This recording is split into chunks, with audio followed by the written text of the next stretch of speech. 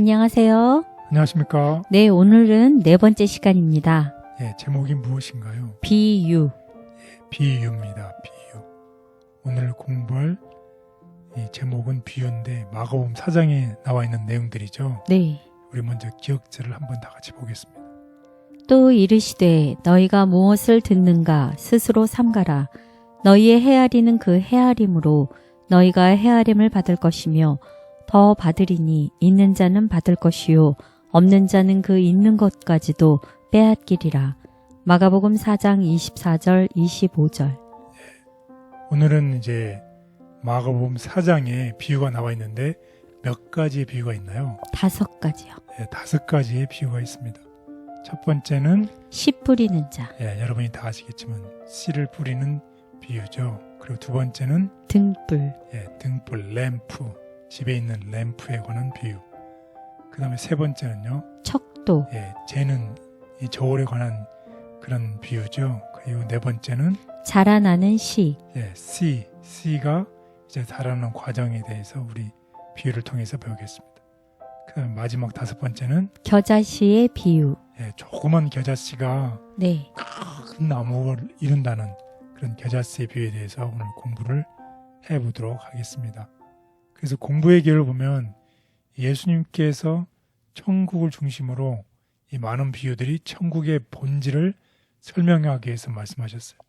근데 이런 비유를 사용하신 이유는 사람들이 회심하거나 용서를 받을 수 있도록 하기 위해서 이 얘기를 해주신 거예요. 사람들이 우리가 어떤 중요한 것을 애우려고 할 때, 문장을 애우려고 할 때 연상기억법을 많이 쓰잖아요. 네.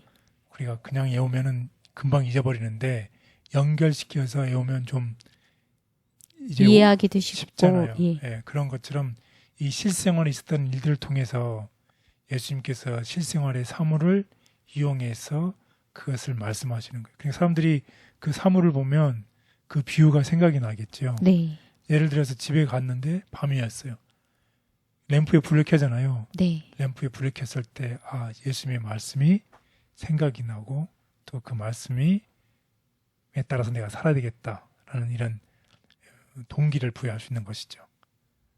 그랬을 때에 하나님의 말씀에 정말로 사모하는 사람들은 예수님께서 이런 비유를 말씀하실 때, 이 비유를 통한 진리를 말씀했을 때 준비된 사람은 어떻게 했을까요?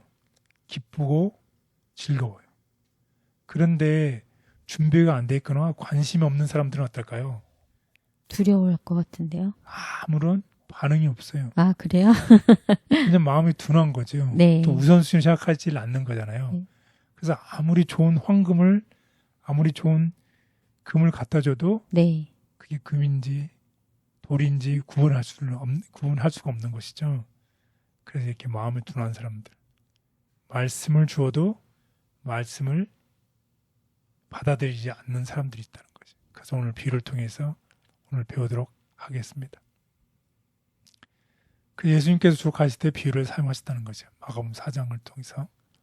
예수님께서 이 비유에서 일상생활에서 가져온 것이기 때문에 기억하기도 쉽고 적용하기도 쉽다. 아까 제가 말씀드렸죠. 네. 그리고 그래서 이제 집에 돌아갔을 때 집에 있는 것들을 보면서 예수님께 하신 비유를 생각하면서 그것을 이용하고 자기 삶에 적용한다는 것입니다. 그래서 아까 말씀드린 것처럼 씨 뿌리는 자, 등불, 척도, 또 자라는 씨, 겨자씨의 5가지 비유를 이번 주에 오늘 공부를 해보도록 하겠습니다. 자, 그래서 첫 번째 씨 뿌린 자의 비유를 보면 씨 뿌린 자가 씨를 뿌리러 나갔어요. 그리고 그 다음에 그 비유에 대한 설명을 누가 해주시나요? 예수님께서 해주십니다. 그리고 또 다른 비유들이 있어요. 아까 말씀드린 등불과 측정하는 비유, 그리고 성장하는 비유, 또 겨자씨의 비유. 그래서 이걸 다음 같은 타이틀을 가지고서 공부를 해보겠습니다.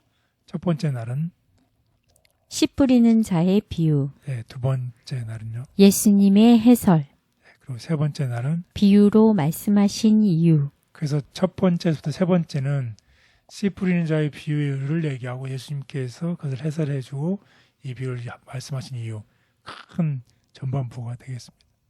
그리고 또 다른 비유가 있었죠. 등불과 계량 그릇. 네 번째 시간이에요. 그리고 마지막 시간에는 잘하는 시의 비유. 우리가 공부를 해보겠습니다. 이런 오늘 공부를 통해서 우리가 깨닫고 배워야 되는 점이 있어요. 그것은 무엇일까요? 마가복음 4장의 5가지 비유는 씨 뿌리는 자의 비유를 중심으로 전개된다. 하나님은 성장하게 하시는 분이시며 뿌려주신 씨가 자라서 열매 맺고 큰 나무가 되기를 바라지만 사람의 완악함은 진리를 자라지 못하게 한다. 비유는 현실을 말하지만 모든 내용이 현실과 연결되지 않고 핵심을 통해 중요한 사상을 전한다. 예수님은 지혜롭게 비유를 통해서 모두에게 적절한 방법으로 기별을 주신다.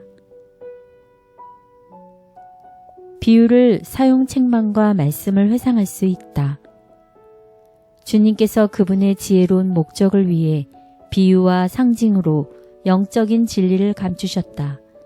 비유를 사용하여 그분을 비난하는 사람들과 원수들에게 가장 알기 쉽고 가장 분명한 책망을 자주 하셨고 그들은 그분의 말씀에서 그분을 정죄할 이유를 찾을 수 없었다.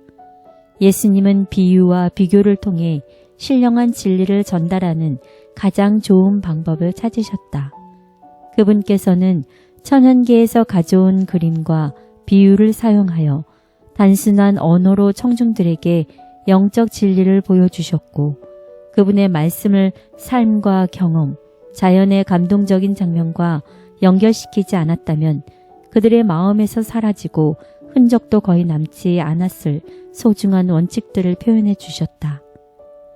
이런 식으로 그분은 그들의 관심을 불러일으키고 호기심을 불러일으켰으며 그들의 관심을 완전히 확보했을 때 진리에 대한 증거를 그들에게 확실하게 각인시켜 주었다. 이런 식으로 그분은 마음에 충분한 인상을 남길 수 있었기에 나중에 그분의 청중이 그분의 교훈과 관련된 것을 보고 거룩하신 교사의 말씀을 회상할 수 있었다.